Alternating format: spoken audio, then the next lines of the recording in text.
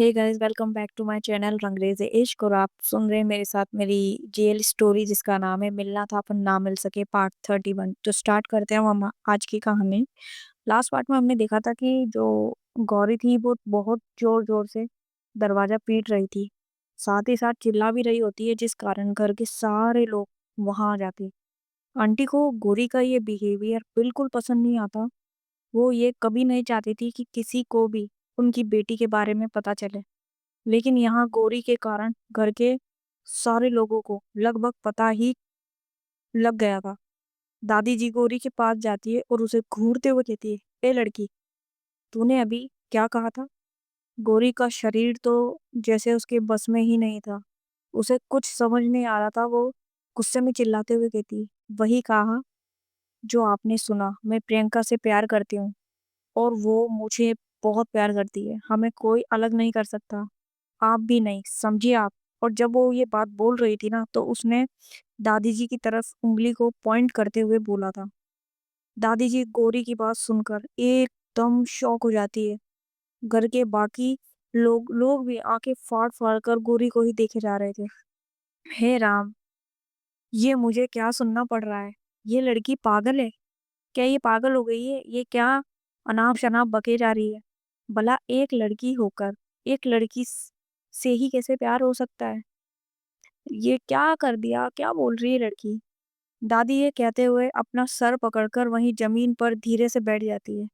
गौरी कहती है, दादी जी ये कोई पाप नहीं है। मैं एक लड़की हूँ और एक लड़की से ही प्यार करती हूँ। ये कहते हुए मुझे कोई भी शर्म नहीं है, ठीक है? ना ही कोई डर है। एक लड़की का एक लड़की से प्यार करना गलत नहीं है, या वो प्यार नहीं कर सकती, ये किस किताब में लिखा है? गलत हमारा प्यार नहीं, आपकी सोच है जो प्यार को सही और गलत के चश्मे से देखता है। भगवान ने तो सबको एक जैसा ही बनाया और उनमें प्यार करने का भाव भी एक जैसा ही दिया। तो फिर हम कौन होते ये डिसाइड करने वाले कि किससे प्यार करना सही है, किससे गलत है? दादी जी गौरी की ये बातें सुनकर और भड़क जाती है। वो कहती है, ये लड़की हमारे खानदान की मर्यादा को तार तार करने आई है यहाँ। लोग क्या कहेंगे हम लोगों के बारे में ही क्यों इतना बड़ा सोचते हैं? हम ब्राह्मणों की इज्जत को मिट्टी में मिला देगी ये लड़की। जितनी जल्दी हो सके इसे इस घर की देहली से बाहर निकाल फेंको। गौरी के लिए भी दादी की तीखी बातें असहनीय थी। वो भी किसी घायल सांप की भांति फन फैलाकर अपना प्रतिशोध लेने के लिए दादी के सामने खड़ी रही, और वो बहुत ज्यादा गुस्से में थी। फिर वो कहती है, मैं भी देखती हूँ कैसे निकालती है आप मुझे यहाँ से। आपको शायद पता नहीं है कि 18+ के लोगों के साथ आप कोई भी जोर जबरदस्ती नहीं कर सकती, ठीक है? ये इल्लीगल है। हमें अपनी लाइफ का फैसला खुद लेने का, और प्रियंका भी मुझसे उतना ही प्यार करती है, तो कानूनी तौर पर आप सब हमारा कुछ नहीं बिगाड़ सकते, ना हमें एक साथ रहने से कोई रोक सकता है। दादी जी कहती है, अरे देख रहे हो तुम लोग ये लड़की को मुझसे कितनी बदतमीजी से बात कर रही है, अभी भी चुप रहोगे तुम सब? प्रियंका के बड़े पापा गौरी से कहते हैं, तुम्हारा दिमाग खराब हो गया है क्या? लड़की, चुपचाप हमारे घर से निकल जाओ वरना अंजाम बहुत बुरा होगा। गौरी कहती, देखिए, इतना तो फिक्स है कि मैं यहाँ से प्रियंका को लिए बगैर नहीं जाऊंगी, तो आपको जो करना है शौक से कीजिए। प्रियंका के बड़े पापा भी बहुत गुस्से में आ जाते हैं। उनका हाथ गौरी पर उठने ही वाला होता है, तब तक आंटी जी बीच में आ जाती है। वो गुस्से से गौरी का कसकर हाथ पकड़ लेती है और उससे कहती है, अब बहुत कर लिया तुमने नौटंकी, यहाँ से निकल जाओ। इसी में तुम्हारी भलाई होगी, वरना मैं तुम्हारे साथ कुछ गलत कर बैठूंगी।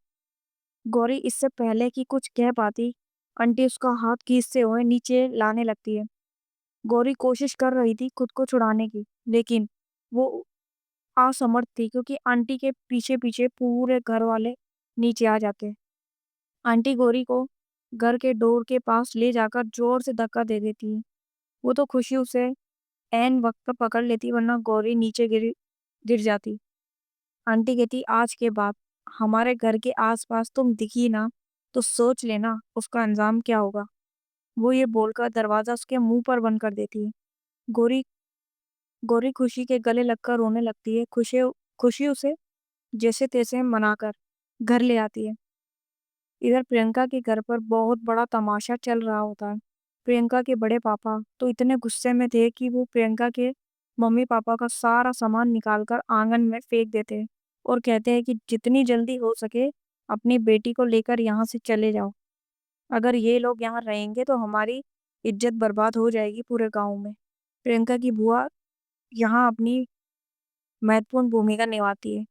पूरे घर वालों को समझाती है और उसके दिमाग में ये बात भर देती है कि ये एक बीमारी है जो शादी के बाद अपने आप ठीक हो जाएगी।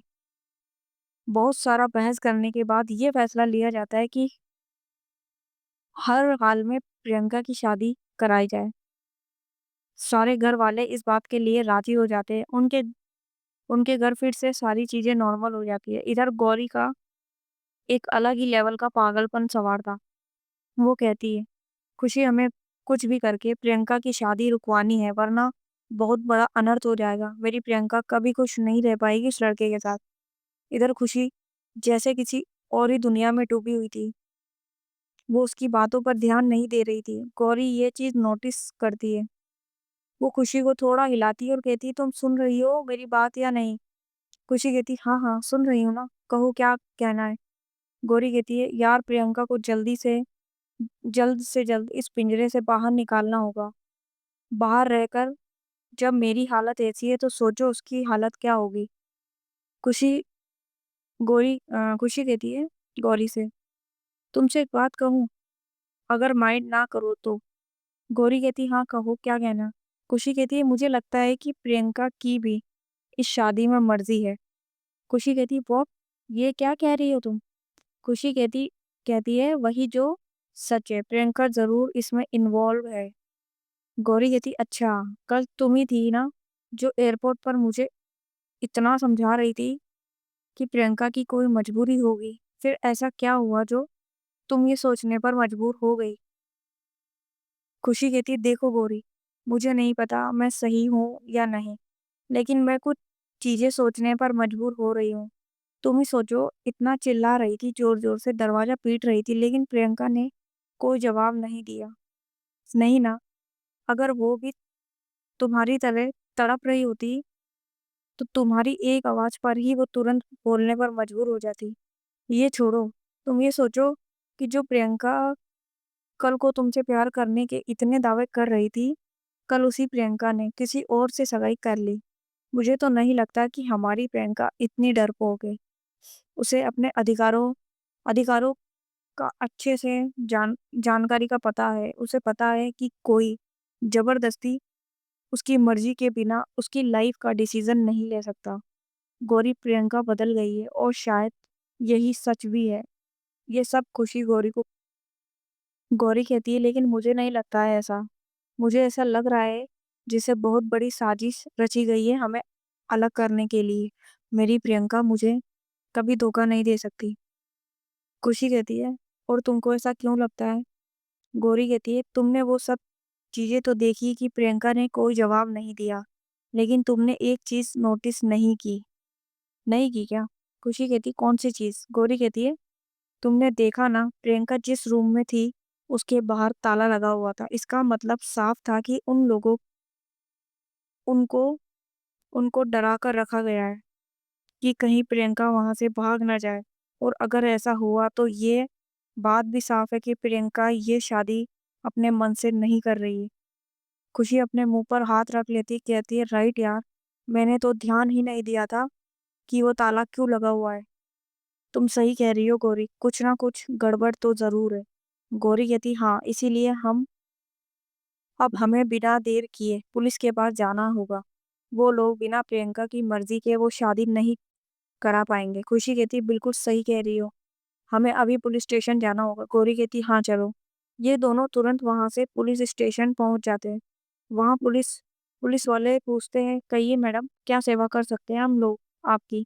गौरी कहती है, हम सर हमें कंप्लेन करानी है। पुलिस कहता है, कैसी कंप्लेन?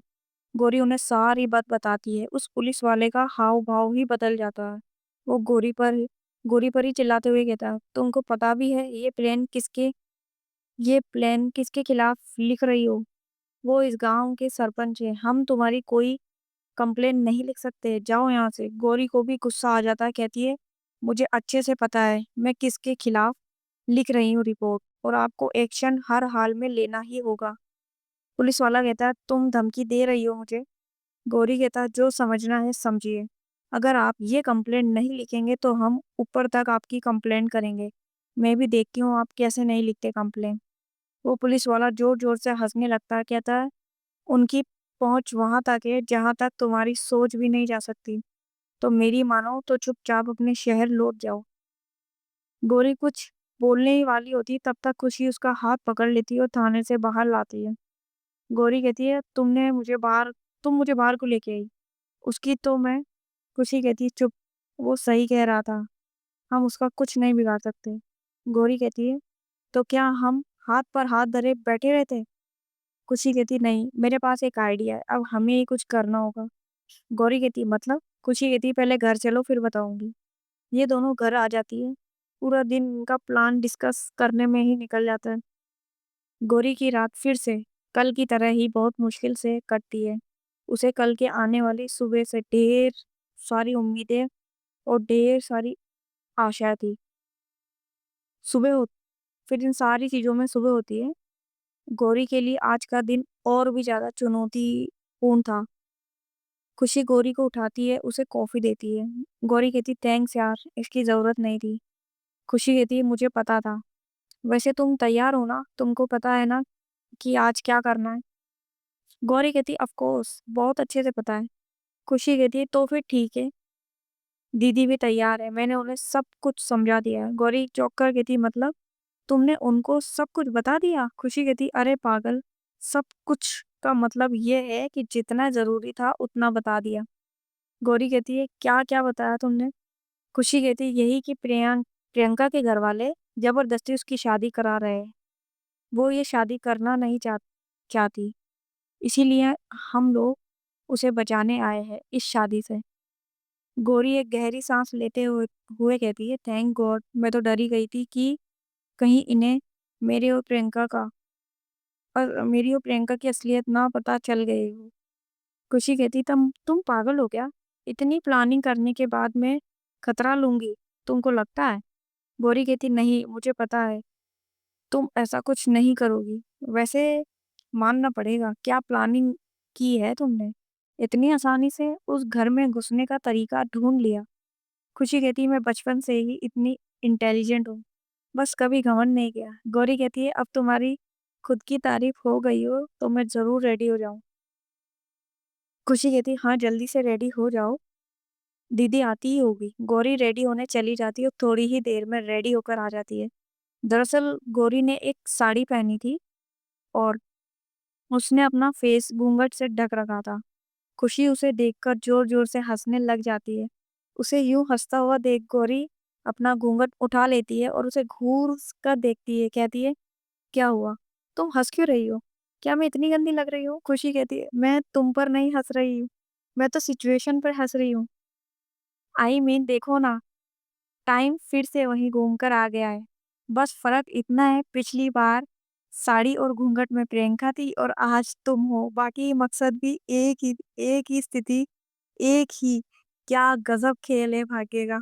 गौरी कहती, हाँ यार, ये तो मैंने सोचा ही नहीं। सच में एक जैसी सिचुएशन ही बन गई है। खुशी कहती है, कोई बात नहीं, ये सब छोड़ो, दीदी आ गई है, चलो। गौरी उसके साथ बाहर आती है। वहाँ खुशी की नौकरानी जो उसके उसके घर का काम करती है, वो बाहर ही बैठी हुई थी। जब इन दोनों को देखती है तो उठ जाती है, कहती है, सब कुछ ठीक है ना बेटा? खुशी कहती है, जी दीदी, बस आप ये ध्यान रखना कि किसी को गौरी पर शक ना हो, बस इतना रखना। उस नौकरानी का उस नौकरानी का जो नाम था वो था कमला दीदी। वो कहती है, आप चिंता मत कीजिए, किसी को पता नहीं चलेगा। गौरी और कमला उसके घर से निकलते हैं। गौरी घूंघट निकाल लेती है, ये दोनों प्रियंका के घर पे पहुंचती है। हमेशा की तरह उनकी दादी जी वहीं बैठी होती है। वहाँ परिवार के और भी लोग होते हैं। प्रियंका की मम्मी, उसकी बुआ, पापा, बड़े पापा सब वहीं बैठे थे। उनके घर में दिवाली की तैयारियां जोर शोर से चल रही थी। चारों तरफ अफरा तफरी का माहौल था क्योंकि कल का जो दिन था वो बहुत अच्छा था और ये दिवाली का दिन था। दादी की नजर जैसे ही कमला पर पड़ती है वो उसे डांटने लगती, कहती है, आ गई महारानी, कहाँ थी इतनी देर तक? मैंने तुमसे कहा था ना कि कल त्योहार है, जल्दी आ जाना। कमला कहती, माफ कीजिए दादी अम्मा, थोड़ा काम आ गया था, इसीलिए मैं लेट आई हूँ। सारा काम निपटा दूंगी। दादी कहती है, चल ठीक है, जल्दी जल्दी सारे काम निपटा। वैसे ये तुम्हारे साथ कौन है?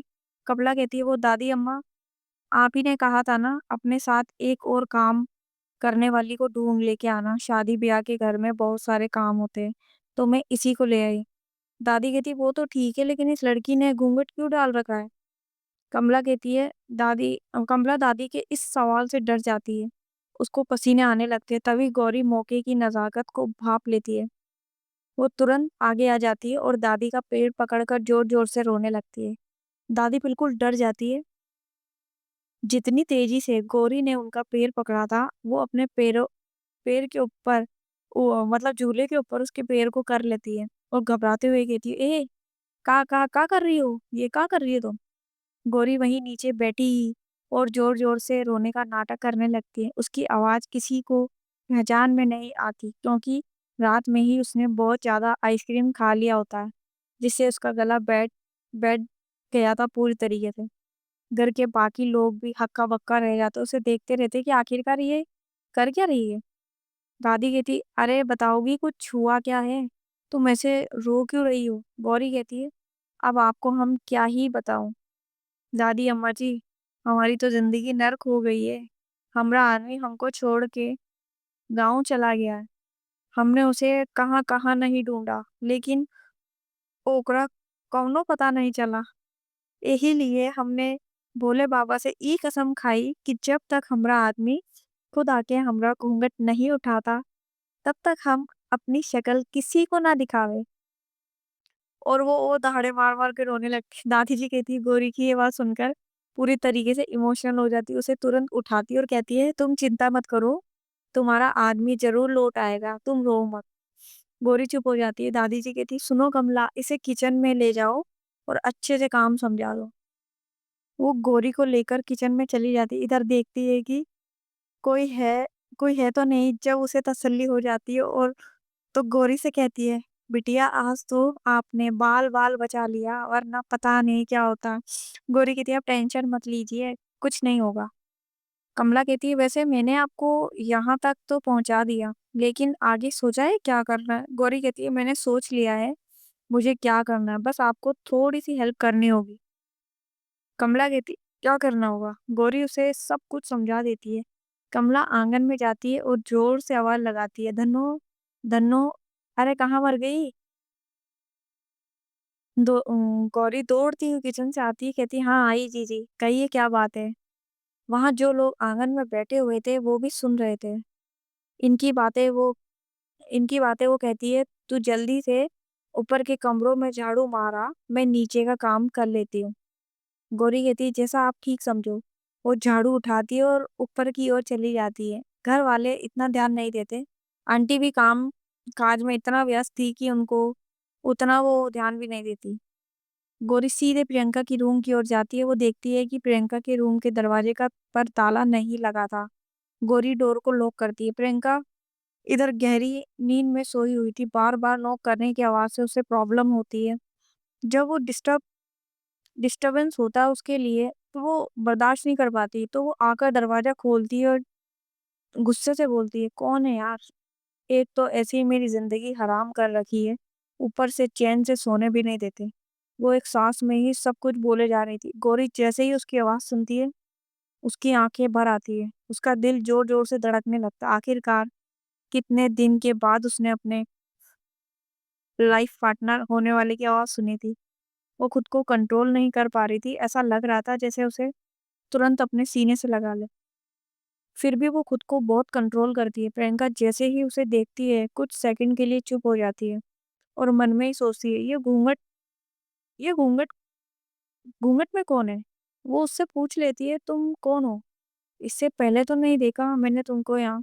गौरी उसे धक्का देकर अंदर घुस जाती है। प्रियंका, हे, हाउ डेयर तुम्हारी हिम्मत कैसे हुई मुझे मेरे रूम में इस तरह लाने की।